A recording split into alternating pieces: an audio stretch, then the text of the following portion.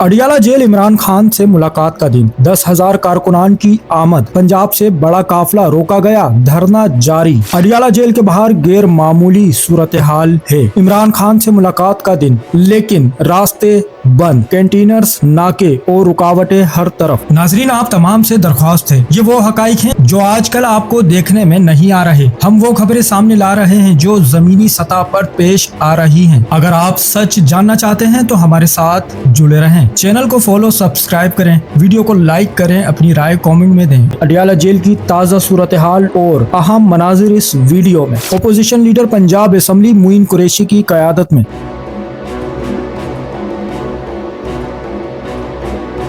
100 गाड़ियों पर मुश्तमिल काफिला अडियाला जेल रवाना हुआ।